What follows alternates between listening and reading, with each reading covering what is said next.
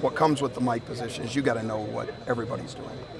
When you get on the exterior, it's easy to always be concerned about what's going on to the weak side of the defense, what's going on to the strong side. So the more you can flop them to get a better feel for, and then that just helps you.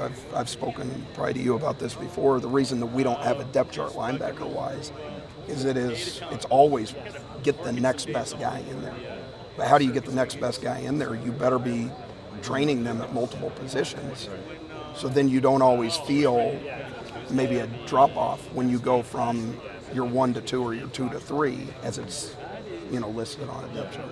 So if Harrell went down, Shire, is he trained to do the middle, or would it be someone else? Shire's taken reps at the middle backer position during the fall. Jaden Montgomery has too, and Jaden, Jaden has positioned himself really well right now. That 8 practices in, I would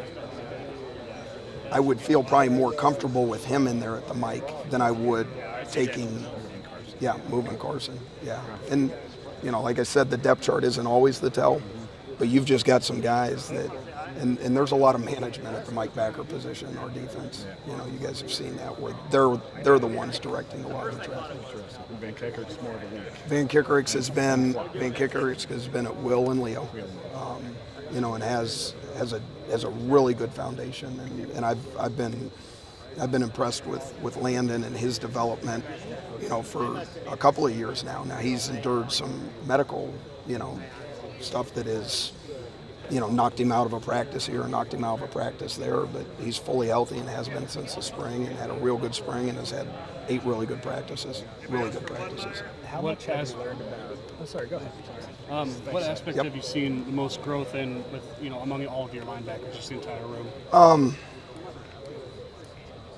I think their overall knowledge of what we're doing defensively. Like I think, they've all positioned themselves well from a development standpoint, in terms of their physical abilities. Like these kids they've all done an outstanding job and, had an outstanding summer program, strength and conditioning wise. And their numbers are on par with a lot of guys that have already come through our program at this point.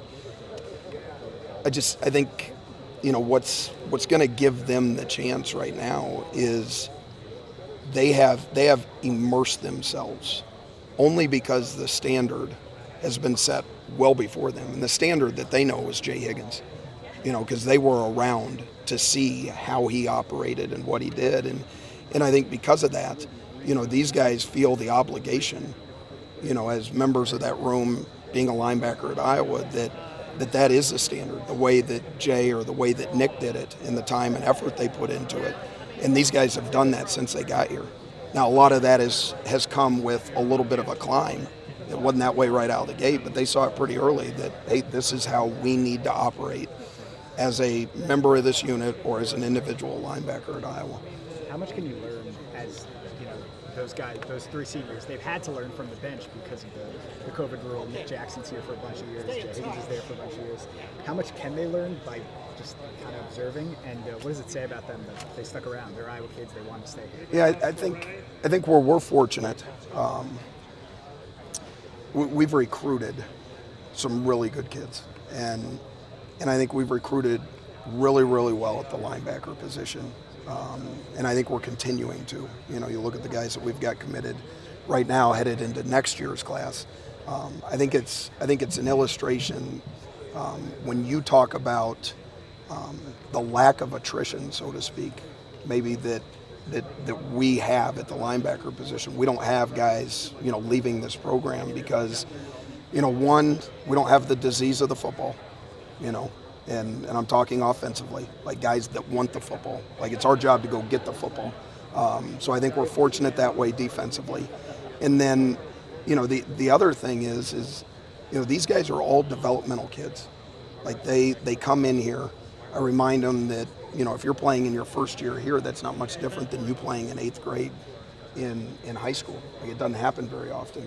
And, a freshman here has got to go up against the left tackle at Ohio State or Michigan or Penn State, that might be in his 5th year. Like that would be an indication of us not doing our job recruiting wise. So I think we're just fortunate that the standard has been set for years with other linebackers that have come through here, that these guys, they come in here, they work, they appreciate the coaching, they appreciate the development, and I think they actually appreciate the time that they're given to put themselves in position to be one of those next guys at the linebacker position. One of those guys that is going through that developmental process right now is Nolan DeLon. I just want to ask you about how he's coming along in the process right now. Yeah, thank you. Nolan's done an outstanding job up to this point. He's obviously put himself as a fixture on our special teams units and a valued guy when it comes to LeVar and what we're able to do with Nolan. And at this point, whether it's Nolan DeLong, Landon Van Kickerix, the guys that have been here for 3-4 years, they're knocking on the door right now to be a guy that could be in a rotation if that's how it happens linebacker wise, where we can get him on the field defensively. And Nolan's done, everything to give himself that opportunity up to this point. I'm curious, Coach Ferentz, what's his demeanor like on a Sunday after a game, win or loss? I think he doesn't falter. I think he understands that this is a real tough game. I think he understands that our players, week in and week out, are extremely invested in what goes on during the course of the week, and to live on these highs and lows only because of the outcome on Saturday, to show up on Sunday and not just be who you are. I think he just, he doesn't falter in regards to that, because when you get to Sunday afternoon, you're having to turn the page because we got practice Monday morning. And I think if he was any different, our team would ride, that roller coaster, when in reality, you got to flip the page and get going. So I'm talking about the standard at your linebacker room. Does that make Coach Ferentz kind of the ultimate standard for the team, that this is kind of going to be the way that things operate? Yeah, Coach Ferentz should be the ultimate standard for college football, in my opinion. And just the way that he does things, and the way that he coaches our team, and the way that he speaks to our team, and the messaging, and I think we're all an extension of the head coach. It's our job to repeat the messaging and describe the messaging and use the messaging in our own way of coaching our own position. So then whatever we put out on the field is a model of our head coach and the way that he wants this program run and the way that we need to be doing things. I think it's the way a lot of people see a coach is, maybe the stereotypical high school coach you'll see in a movie where they're all rah-rah, go crazy for a loss, go crazy for a win. I guess, how is Coach Ferentz's demeanor, how has that lent itself to his longevity here at Iowa?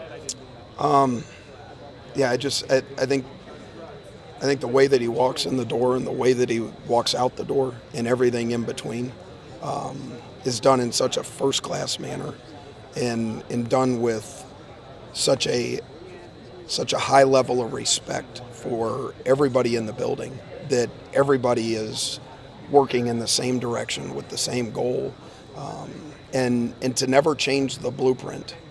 The blueprint's changed, here and there in very small areas, but the overall blueprint, preparing to be the best, has been out there. That messaging has been out there since I was here as a GA, and it started when Coach got here in '99.